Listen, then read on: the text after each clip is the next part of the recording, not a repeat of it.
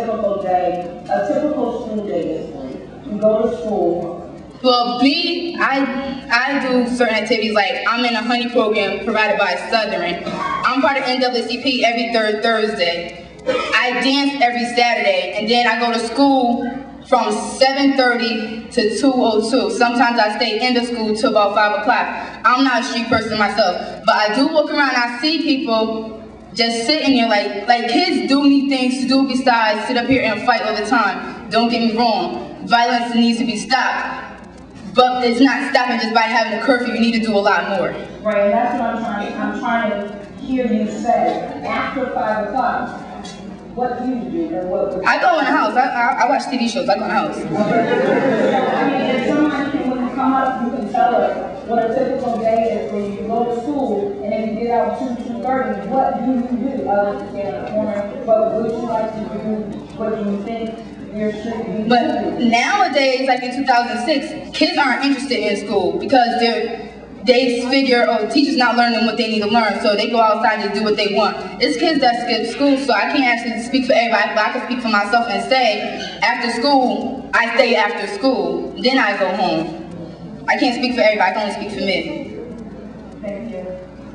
I think the youth would gravitate to, specifically activities that you know that you and your friends would participate in. When I walk past the park, I see boys outside playing basketball, so you can have more basketball programs. That's good for the boys.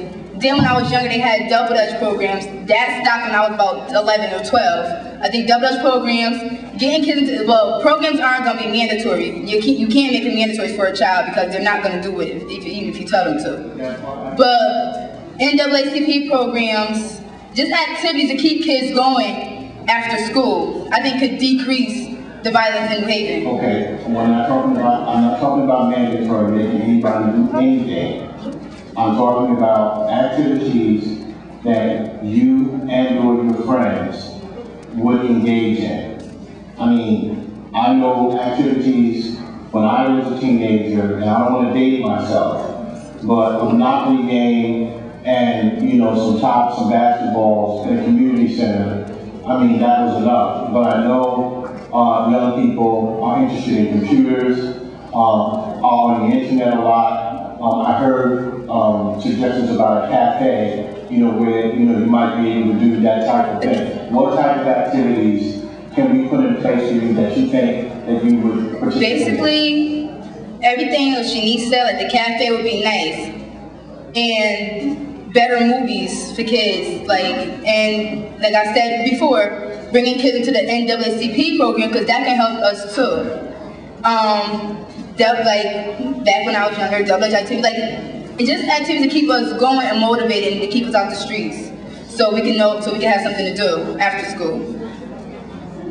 That's it.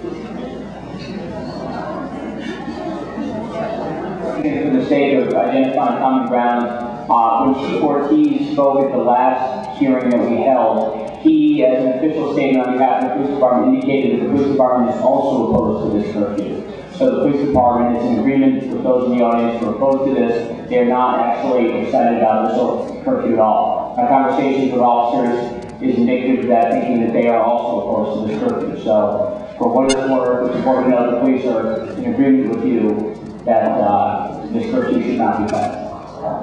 Actually, when she was passed, we would have to look at police officers that work better with children. For instance, he gave an example like our SROs were the school resource officers that work in the school system. People that are able to respect the young people better than some of the police officers that some of the young people have a problem with. Excuse me. I know my time. It said Police Chief Francisco Ortiz told Ordinance that they had the absolute right to pass the ordinance, but warned, it should be the last thing you think of. Don't put the police in the predicament where they are going to have confrontation with youth, the chief said. New Haven already has a curfew on the books, and Ortiz openly acknowledged that it's something his cops don't enforce. There are 200 kids on the streets prone to violence, Ortiz estimated, and punishing 21,000 for the crime of a few seems misguided. So he's against it, and we are too. Because there's nothing else the cops can do besides take kids to jail. I just want for a plan clarity. Right, I don't want to argue here or anything. They don't have enough police officers on the force. And if they can get more police officers, they will look at it. They have them. So I just want to give you that message. I'm not saying it's right or wrong, okay?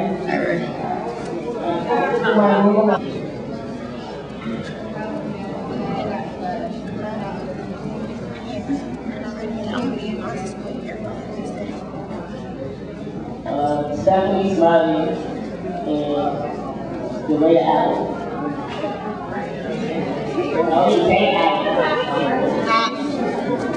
I'm a senior here, and I'm not going to talk for a while because everybody basically said everything else I was saying. But I'm opposed to the curfew because I think that it's going to encourage the teenagers to rebel against the police.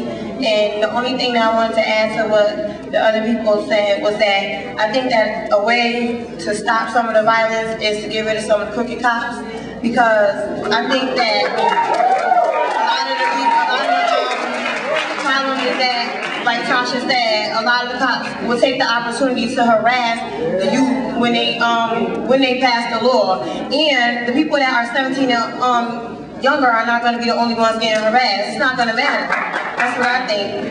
And I think that, yeah, a lot of programs do need to be put in place, and that it doesn't just need to start with people that's in high school. We need to start younger than that. And we don't have a lot of positive role models in the community. They need to start when the kids are younger so that they won't go into the street and do negative things and commit violent crimes. That's what I think. That's it.